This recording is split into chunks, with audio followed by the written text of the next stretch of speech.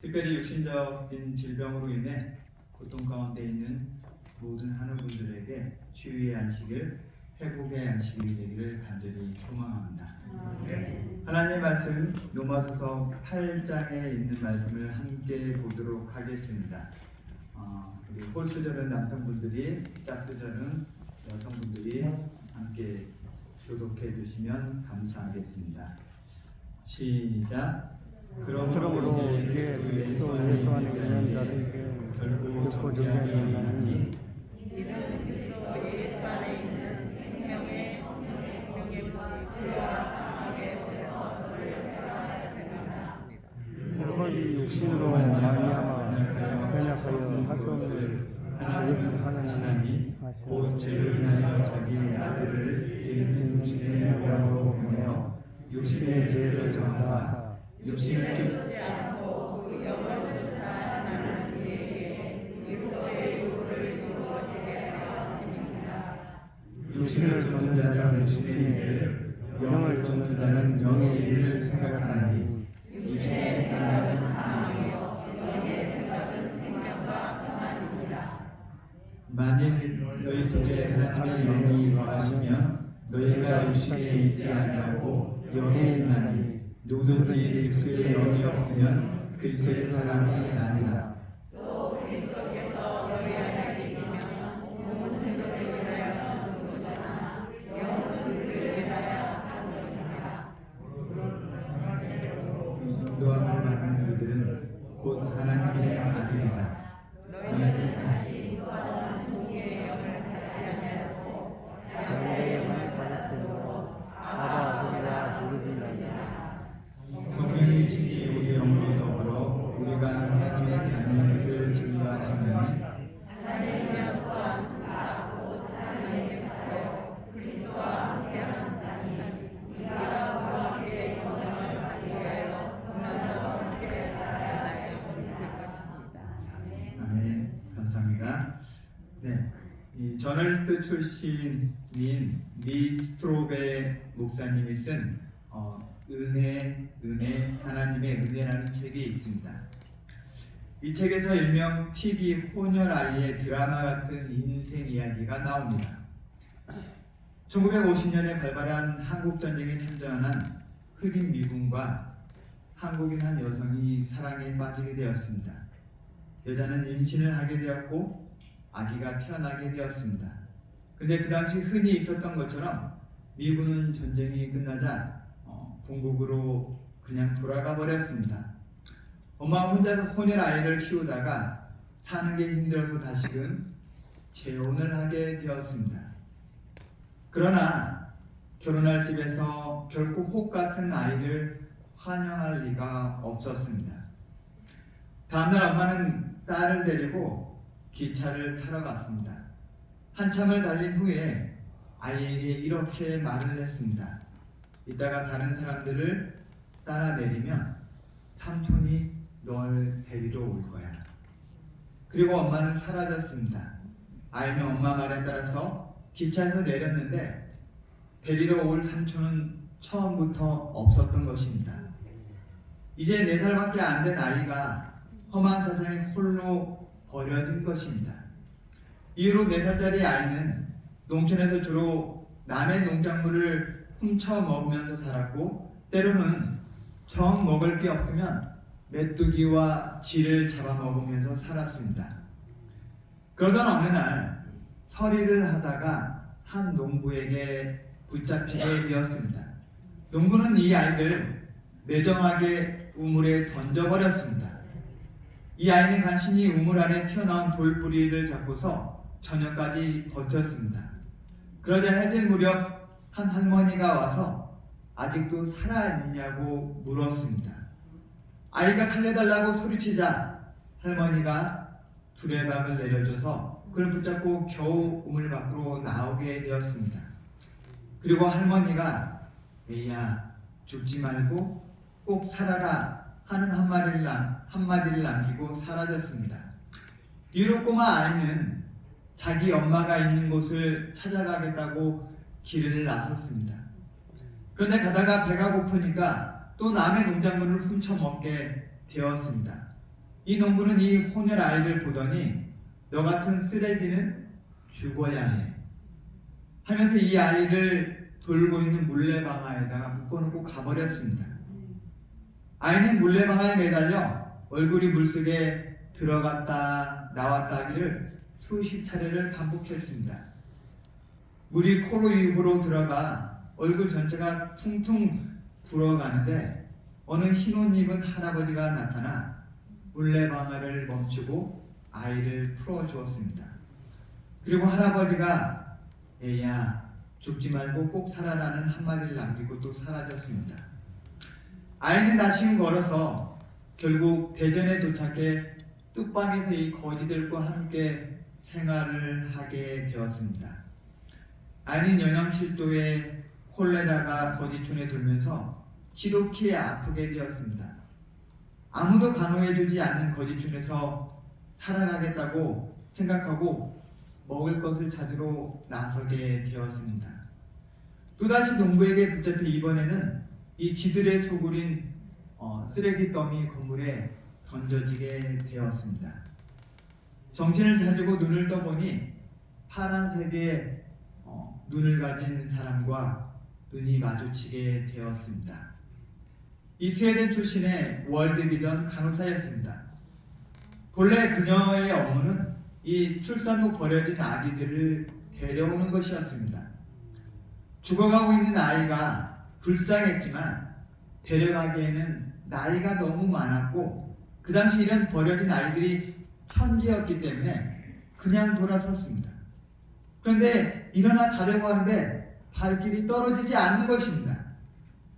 이유를 몰라 왜 그런가 생각하고 있는데 그때 뚜렷한 목소리가 들려왔습니다.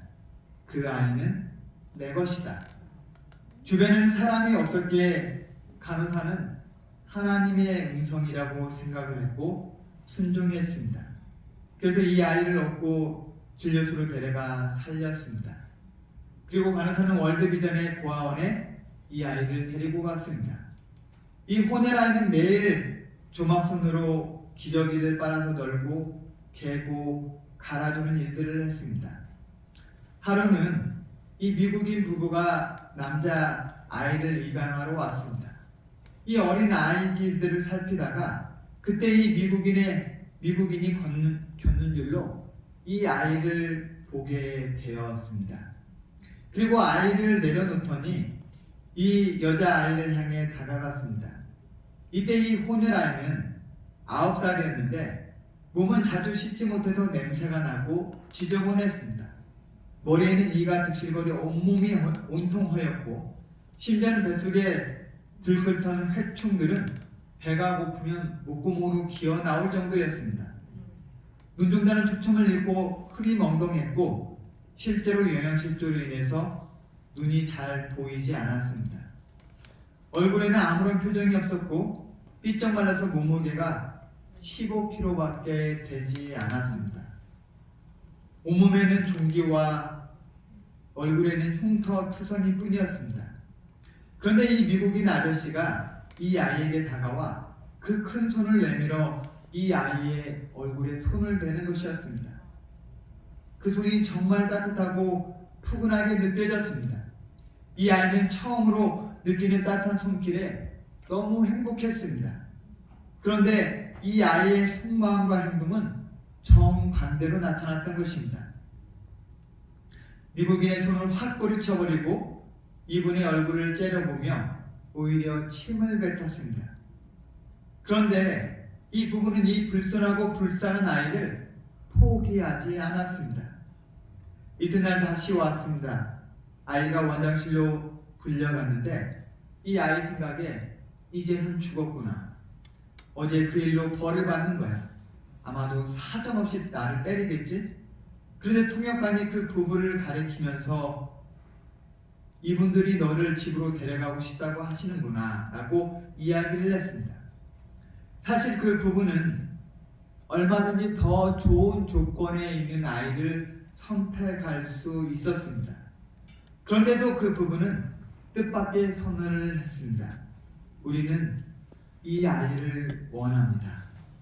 이 부부는 미국에서 갓 도착한 선교사 부부였습니다. 이 아이는 입양된다는 것이 무엇인지 몰랐고 그 당시 흔히 그랬던 것처럼 그 집에 식모로 가는 줄로 알았던 것입니다. 이 혼혈 아이는 입양이 되어 스테판이라는 이름을 받게 되었습니다. 이 선교사 부부 집에서 난생 처음으로 냉장고가 있고 그 다음에 수세식 변기가 있고 침대를 갖춘 집에서 살게 되었던 것입니다.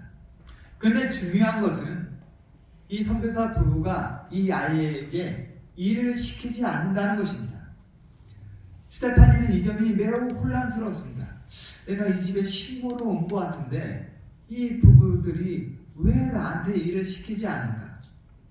입양된 이후에 예전과 달리 마을에 나가면 모두 그녀를 대단한 존재인 양 대해 주었습니다. 늘 혼혈아이로 놀림받던 그 아이가 이제는 마을에서 공주 대접을 받았습니다. 그러던 어느 날 동네 아이가 너에게서 미국 사람 냄새가 난다. 그러자 이 혼혈아이는 그게 무슨 소리냐고 했습니다. 했더니 너에게서 치즈 냄새가 난다고 했습니다. 스테파니는 아니야, 난 미국 사람이 아니야. 근데 이 미국 사람들이 정말 웃긴다. 아직도 나한테 아무 일도 안 시켜. 정말 잘해준다니까. 이 스테파니는 한 번도 그렇게 생각해 본 적이 없습니다. 그런데 계속해서 친구들이 뭐라고 말하냐면 넌 그 집의 딸이야. 그러자 이 스테파니가 또 이렇게 대답합니다. 아니야, 난 식모야. 그랬더니 한국 아이가 또다시 말합니다. 바보야, 넌 그 집의 딸이라고. 넌 그 집의 딸이라고. 그녀는 자신이 이 선교사의 부부의 딸이라는 말에 정말 충격을 받았습니다. 돌아와서 집으로 달려가면서 이런 생각을 했습니다. 나는 이 집의 딸이야? 정말로 내가 딸이다니? 그래서 나를 때리지도 않고 일도 안 시키고 이렇게 대했구나. 그리고 동네 사람들은 나를 틱이라고 부르지도 않았구나. 그래, 나는 이 집의 진짜 딸인가? 이런 생각을 하면서 집으로 달려가서 그의 양어머니에게 물었습니다. 내가 진짜 이 집의 딸이에요? 선교사와 아내는 그녀의 말을 듣고서 눈물이 주르륵 흘렀습니다.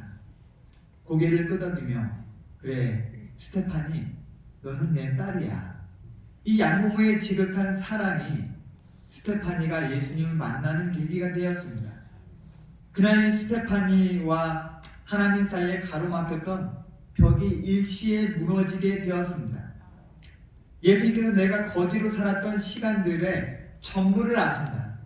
그런데도 나를 사랑하신다. 그분이 내 모든 수치를 아시고 내 모든 죄를 아시고 내 모든 두려움을 아시고 내 모든 외로움을 아시면서도 날 사랑하신다. 그녀는 그 뒤로 달라진 인생을 살아가게 되었습니다. 스테파니는 그동안 사랑을 받으려면 무슨 자격이 있어야 되는 줄로 알고 있었습니다. 그런데 스테파니는 그날 밤 하나님께서 아무런 조건 없이 그런 자신을 사랑하신다는 사실을 온전히 깨닫게 된 것이었습니다. 하나님의 사랑이 스테파니의 삶을 전적으로 바꾸어 주었던 것입니다. 스테파니는 나중에 예수님의 사랑 속에서 잘 성장해서 복음을 전하는 목회자의 삶으로 살아가고 있습니다. 그리고 자신과 같은 삶을 살았던 사람들을 돕는 일에 봉사하고 있습니다. 오늘 말씀의 제목은 양자됨의 은혜입니다. 오늘 본문에서 말하는 첫 번째 주제는 죄와 사망에서 해방시키는 성령 하나님에 대하여 말씀하고 있습니다. 이 로마서의 개요에 대해서 잠깐 살펴보겠습니다. 이 전반부인 1장에서 8장까지는 이 도입부와 함께 기독교 구원론 전반의 원리에 대해서 집중적으로 설명을 하고 있습니다. 세부적으로 살피면 이 1장 1절에서 17절까지는 복음의 능력과 효과에 대해서, 그 다음에 1장 18절에서 3장 20절까지는 믿음으로 말미암는 의에 대하여, 3장 21절부터 5장 21절까지는 믿음으로 말미암는 의에 대한 진리가 구체적으로 어떻게 믿는 자들에게 구원을 가져다 주는지에 대해서 설명해 주고 있습니다. 그 다음에 제6장 8장에서는 믿음으로 말미암는 의의 원리에 따라서 성도들의 성화되는 과정에 대해서 설명을 하고 있습니다. 이 성화되는 과정 중에 8장 전반부에서 두 가지를 설명을 하고 있습니다. 죄와 사망에서 해방시키는 성령 하나님, 그 다음에 성령 하나님을 통한 양자됨의 은혜에 대해서 설명을 하고 있습니다. 이 7장의 후반부에서는 그리스도인들이 죄와 투쟁하기 위한 내적 갈등에 대하여 묘사를 하고 있습니다. 그리고 8장 1절부터 11절에서 7장에서 신앙인의 격렬한 내적 갈등에 대해서 해답을 제시하고 있습니다. 8장 9절에 이렇게 말씀하고 있습니다. 함께 읽어보도록 하겠습니다. 시작. 만일 너희 속에 하나님의 영이 거하시면 너희가 육신에 있지 아니하고 영이 있나니 누구든지 그리스도의 영이 없으면 그리스도의 사람이 아니라. 이 신앙 없는 사람이 예수님을 믿기로 결심하고 믿음으로 제사함을 받고 신앙인이 되었습니다. 그런데 이걸로 신앙생활이 끝나는 것은 아닙니다. 주님을 개인적으로 구주로 받아들인 이후의 삶이 더욱더 중요합니다. 이 과정을 성화의 과정이라고 합니다. 그런데 7장에서 그리스도인의 내적 갈등에 대하여 언급한 것처럼 제대로 된 신앙생활을 하기가 쉽지 않습니다. 녹록하지 않습니다. 지켜야 할 것도 많고 신앙인으로서 해야 할 일도 많습니다. 갑자기 내 마음대로 막 살다가 신앙인으로서 살기가 버겁다는 생각이 들 수가 있습니다. 먹는 것도 마음대로 못하지, 건강생활을 위해서 생활 습관도 바꿔야지, 또 이전에는 시간이고 재물이고 내 것이라 생각하고 마음대로 살았는데 다 하나님 거니까 내 마음대로 쓰는 게 아니라 하나님의 뜻대로 써야 된다고 가르치는 것입니다. 급 걸리는 게 많고 지킬 게 많아서 피곤한 느낌이 들 수 있는 것입니다. 신앙생활을 처음 하시는 분들 혹은 오래 했다 할지라도 아직 성령 하나님께서 임재 가운데 거하시지 않으면 피곤한 신앙생활이 될 수 있는 것입니다. 스스로 뭔가 하려고 하면 자칫 율법주의로 전락할 수 있는 것입니다. 그러나 이 모든 것들을 자발적으로 기쁘게 할 수 있도록 성령 하나님의 임재 안에 있으면 모든 것들이 해결되는 것입니다. 사도 바울은 로마서 8장 전반부에서 육신의 생각을 쫓는 자와 성령을 쫓는 자들을 이렇게 비교하고 있습니다. 육신의 일을 생각함, 영의 일을 생각함, 하나님의 법에 불복하지 않음, 하나님을 기쁘시게 함, 하나님을 기쁘시게 하지 않음, 그리스도의 영이 거함, 그리스도의 영이 거하지 않음, 결국 생명과 평안을 얻음, 결국 사망을 당함. 이 성화의 관계에서 핵심은 뭘 잘하고 있느냐, 뭘 잘 지키고 있느냐가 핵심이 아니라 과연 내 신앙생활이 하나님의 성령님의 임재하심 속에서 모든 일이 수행하고 있느냐 있는 것입니다. 성령 하나님께서 나의 마음속에 계셔서 늘 인도하신 대로 살아가는 것이 정말 중요하다는 것입니다.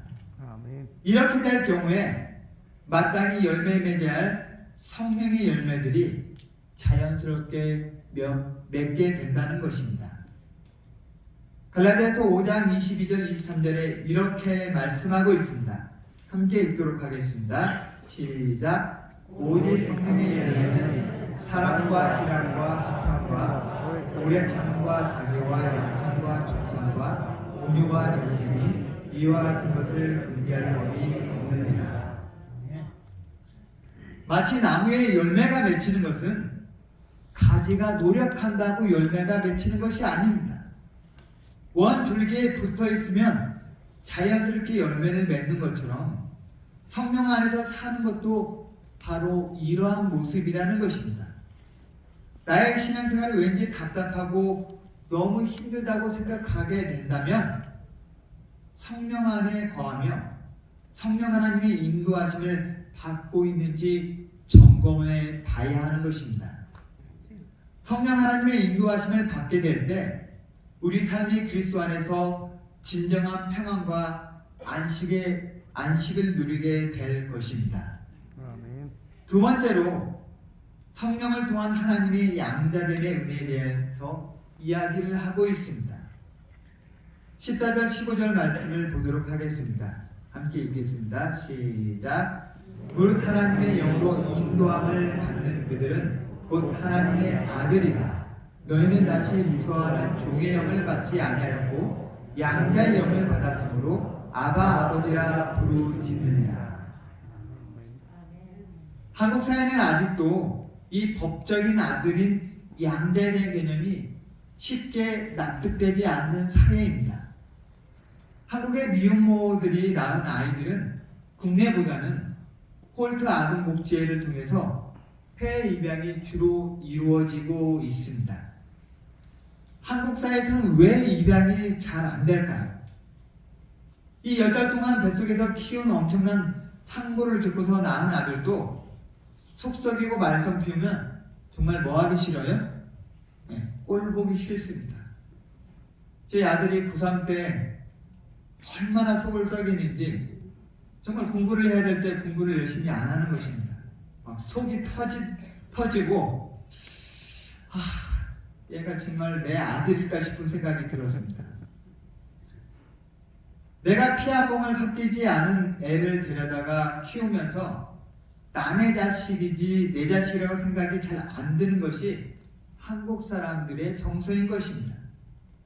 그래서 항상 내가 직접 낳지 않았냐에 따라서 그 느끼는 정서가 뭐예요? 하늘과 땅 차이라는 것입니다. 그런데 성경은 그리스도의 구속 사역으로 말미암아 예수님을 믿는 자마다 법적으로 하나님의 자녀로 인정받게 되었다고 말씀하고 있습니다. 15절에서 양아들이라는 표현이 참으로 적절한 표현입니다. 왜냐하면 인간은 본래 하나님의 아들이 아니라 피조물일 뿐이며 아울러 죄로 인해서 마귀의 자녀가 된 사람들입니다. 그런데 오로지 주님의 은혜로 하나님의 자녀가 된 것입니다. 법적인 자녀가 된 것입니다. 그런데 단지 아들이라는 호칭만 준 것이 아니라 정식으로 아버지로부터 모든 것들을 물려받는 후사가 된 것입니다. 17절에 자녀이면 또한 후사, 곧 하나님의 후사라고 했습니다. 이 후사는 헬라어로 클레로노모스인데 상속자, 후계자를 의미하는 단어입니다. 이 여러분이 현대자동차 그룹의 회장의 외동아들이다. 괜찮을까요? 네. 나를 SK그룹의 외동딸을 시켜주겠다고 하면 거절하시겠습니까? 이런 거 시켜준다고 하면 빨리 가서 받아야죠. 예수님 당시 로마의 황제가 된 이 티베리우스입니다. 이 누가복음 3장 1절에 나오는 이 디베리오 가이사가 바로 이 티베리우스 황제입니다. 이 로마는 공화정에서 황제정으로 넘어간 후에 첫 번째 황제가 옥타비아누스입니다. 이 옥타비아누스는 지독한 혈통주의자입니다. 그럼에도 불구하고 디를리오 황제가 된 티베리우스가 친아들이 아닌 양아들입니다. 이 본처와 이혼하고 리비아라는 아들이 둘이나 있는 여인과 재혼을 했는데 이 리비아의 첫 번째 아들이 법적으로 양자가 되어 로마의 황제가 된 것입니다. 이렇게 양자가 되어 황제가 된다면 황제의 권한이 좀 축소가 되었을까요? 아니면 원로원의 황제 대접을 조금 덜 받았을까요? 네. 이유가 어찌 되었든지 아들이 되어 후계자가 되면 모든 권리와 위협을 상속받게 되는 것입니다. 심지어 로마 시대에 노예라 할지라도 법적으로 양아들이 되면 그 모든 것을 물려받게 됩니다.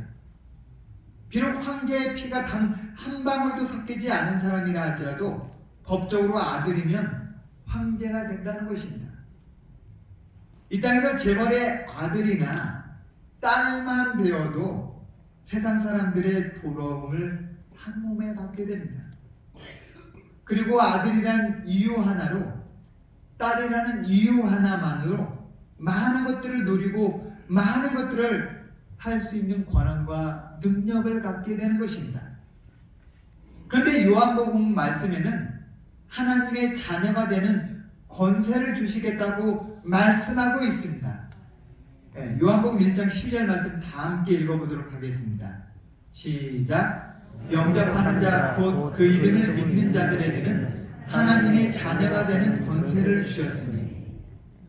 이 12절의 권세를 헬라어로는 엑스시아라고 하는데 이 통치력, 권력자의 의미를 가지고 있습니다. 한마디로 아들이 되면 뭐를 주시겠다는 거예요? 파워를 주시겠다는 의미인 것입니다. 이 땅에서 국회의원만 되어도 대단한 권세입니다. 이 국회에서는 국회의원들이 각 분과위원회에 배치가 됩니다. 이 법사위원회, 국방위원회, 국토교통위원회 등 다양한 위원회가 존재를 합니다. 그런데 이 분과별 소속된 국회의원들의 말 한마디가 각 기관들의 정책에 막대한 영향을 끼친다는 것입니다. 예를 들어 이 국토교통위원회의 경우에 신규로 지하철 노선을 어디로 할 것인지 그리고 역을 어디에다 만들 거나 결정할 때 여기에 소속된 의원들의 말 한마디에 노선과 역의 위치가 달라지게 되는 것입니다. 보통 지하철역 하나를 건설하는데 300억에서 400억이 들어갑니다. 그런데 노선 하나가 결정이 되어 10개 역만 세워진다고 하면 돈이 얼마예요? 3, 4천억이 왔다 갔다 하는 것입니다. 이에 따라서 그 주변에 땅값과 상권 자체가 천지개벽이 되는 것입니다. 이러니 사람들이 국회의원이 되어서 금배지 한번 달아보는 것을 가문의 영광으로 생각하고 달려드는 것입니다. 근데 문제는 아무나 국회의원이 될 수도 없고 또 되는 과정도 뭐예요? 녹록하지 않다는 것입니다.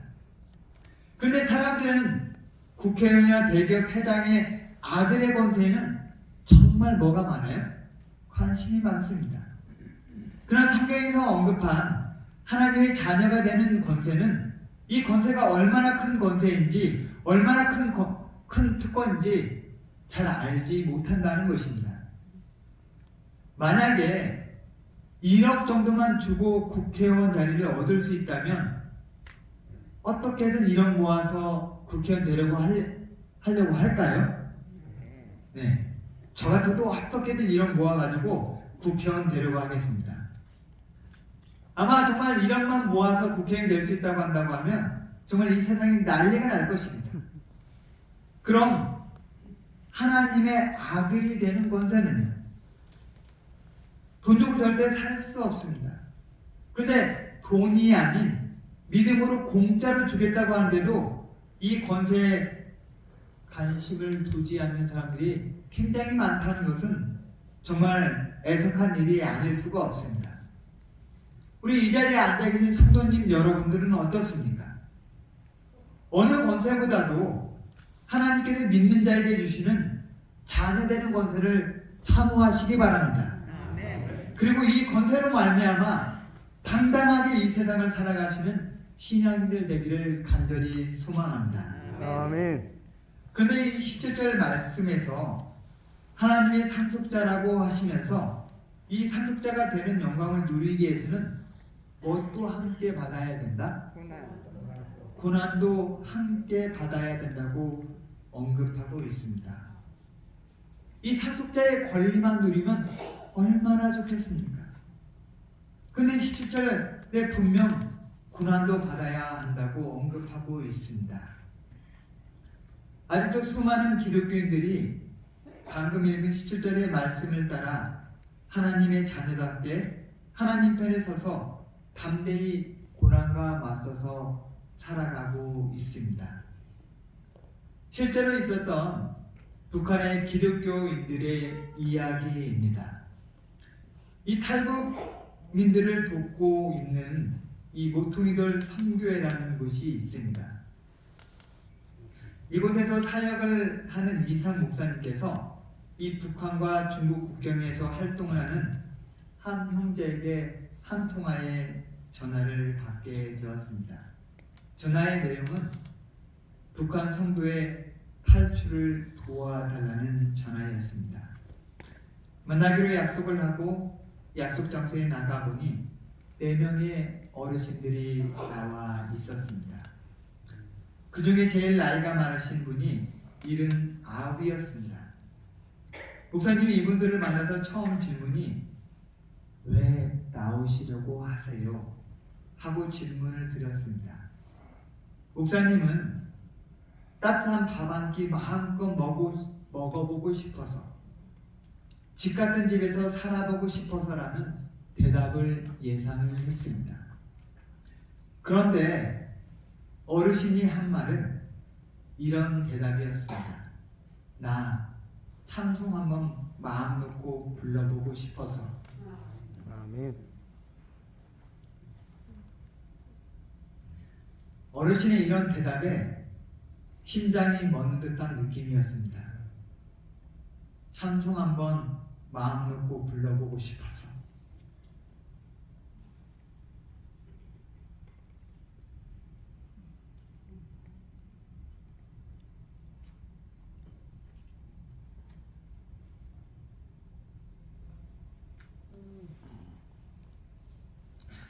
더 이상 할 얘기가 없었습니다. 목사님이 네, 알겠습니다. 제가 잘 도와드리겠습니다. 언제 나오시려고 하세요?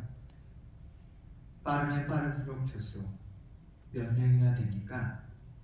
65명 정도가 돼. 어르신들만 있으신가요? 아니, 어린아이들도 있어. 정보가 들어왔는데 하나님을 믿는다고 걸려서 모조리 수용소로 끌려갈 상황인데 네, 최선을 다해서 도와드리겠습니다. 근데 어르신이 갑자기 잠깐만, 왜요? 내가 나가서 하나님께 직접 물어보고 결정을 하면 안 될까? 목사님이 기도를 막을 수가 없어서 네, 그렇게 하세요. 이 어르신이 10분 후쯤 기도를 하고 돌아오시는데 발을 땅에 질질 긁고서 돌아오시는 것이었습니다. 왜 그러세요? 이분의 목소리의 표정이 종전과는 매우 달라져 있었습니다. 내가 하나님께 물었어. 하나님, 미국에서 온 이 목사라는 사람이 우리를 북한 땅에서 나갈 수 있게 도와준다고 하는데 따라가도 될까요? 내가 능력이 없어서 너희들 북한 땅에 남겨둘 줄 아냐? 아니요. 그럼 하나님, 우리가 매맞는 것도 하나님의 뜻이에요? 물론이지. 하나님, 우리가 이게 밥 먹듯이 굶고 있는데 굶는 것도 하나님의 뜻이에요? 물론이지. 하나님, 저희가 괜히 그러는 것이 아니라 우리 잡혀서 수용소로 끌려간다고 해서 그러는 거예요. 하나님, 몰라서 묻니? 이 한마디에 이 어르신은 네, 하나님 알겠습니다. 이런 이야기를 하고 헤어지기 전에 이 어르신과 목사님이 인사를 하게 되었습니다. 목사님이 끌어안으려고 하는데 이런 문화가 너무 어색해서 하시는 것 같았습니다. 그래서 목사님이 무릎을 꿇고 절로 인사를 대신하려고 하는데 이 어르신의 구멍난 신발 위로 튀어나온 엄지 발가락이 보였습니다. 그러자 목사님이 절을 하면서 그 엄지발가락에 키스를 하면서 울고 있었습니다. 그러는 동안 이 목사님의 목덜미로 이 어르신의 눈물이 똑똑 떨어지는 것이 느껴졌습니다. 그리고 다시 일어나서 인사를 했습니다. 안녕히 계세요. 그랬더니 어르신이 무슨 인사가 그래? 죄송해요. 왜요? 천국에서 다시 만납시다로 해. 네, 천국에서 다시 뵙겠습니다. 이렇게 인사를 나누고 뒤돌아서 나가고 있는데 이 어르신이 이렇게 중얼거리는 음성이 들렸습니다. 누가 우리를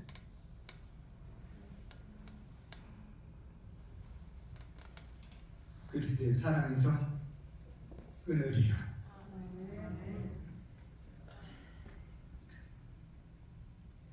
지금 돌아가면 북한의 포로 소용소로 돌아가야 합니다. 죽음의 길입니다. 그리로 돌아가는 할아버지의 입에서 나온 말이 왜 하나님 돌아가야 하나요? 왜 하필 저희입니까? 라는 질문 대신에 누가 우리를 그리스도의 사랑에서 끊으리오라는 말씀을 내오면서 사라졌습니다. 그리고 어르신들과 헤어졌습니다. 그리고 몇 년 후에 다시 어르신들을 만나던 곳에 이상 목사님이 가게 되었습니다. 가게 되어서 그곳에 가는 택시를 타게 되었습니다. 근데 택시 운전사가 이렇게 물었습니다. 혹시 나를 기억하겠소? 내가 전에 목사님을 태워줬던 운전사입니다. 몇 년 전에 와서 북한에서 신앙하시는 노인네들을 만나지 않았어? 아, 네, 맞습니다. 그런데 이 운전수가 운전을 하면서 눈물을 흘리고 있었습니다. 그때 만났던 어르신들을 비롯한 신앙을 하다가 발각된 65명에 대한 소식을 듣게 되었습니다. 6명의 젊은이들은 포로 수용소에 안 가겠다고 버티다가 그 자리에서 매를 맞아 머리통이 깨져서 순교를 했다고 했습니다. 나머지 사람들도 수용소에서 맞아서 그리고 질병으로 다 죽었다고 했습니다. 단 한 명도 안 남기고 그렇게 순교를 당한 것입니다. 아직도 북한뿐 아니라 전 세계 도처에서 목숨을 걸고 믿음을 지키시는 분들이 계십니다.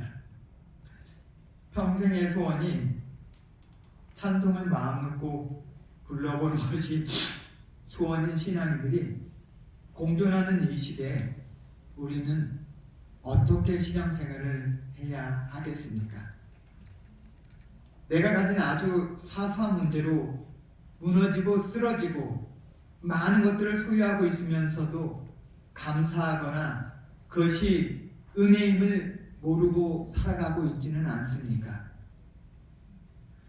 나는 하나님의 자녀입니다. 이 진리를 기억하는 성도들 되시기를 간절히 기원합니다. 오늘 말씀에 대한 요약과 결론입니다. 함께 읽도록 하겠습니다. 신앙생활을 잘하는 것은 열심히 노력하고 열심히 하는 것보다 성령 하나님의 내재하심으로 인하여 성령님의 인도하심을 따라 사는 것입니다. 결코 하나님의 아들이 될 수 없는 우리에게 은혜로 아들이 되는 권세를 주시고 하늘나라를 유업으로 상속할 권리를 주셨습니다. 아울러 이 땅에 사는 동안 하나님의 자녀로서 고난을 맞게 되어도 담대히 승리하는 신앙이 되어야 합니다. 오늘 이 자리에 계신 모든 성도들의 마음 가운데 성령 하나님의 충만한 임재로 말미암아 매 순간 그리스도 안에서 승리하는 그런 신앙생활을 하시는 성도들 되기를 바라면서 말씀을 마치도록 하겠습니다. 기도하시겠습니다. 사랑의 주님, 지난 한 주간의 삶을 인도해 주시고 편안한 안식을 맞게 하시니 감사합니다. 아멘. 우리의 삶이 성령 하나님의 내재하신 가운데 살게 하시고 하나님의 자녀됨을 잊지 않게 하옵소서. 하나님의 자녀로서 담대한 신앙생활을 하게 도와주시고 늘 감사하며 살게 하옵소서. 아멘. 신적 질병으로 인하여 고통 가운데 있는 하나들 한 명 한 명을 기억하여 주시고 그들의 고통과 눈물에 함께하여 주시옵소서. 영육간의 평안함을 허락하여 주시옵소서. 우리의 능력이 되시는 예수님 이름으로 간절히 기도드립니다. 아멘.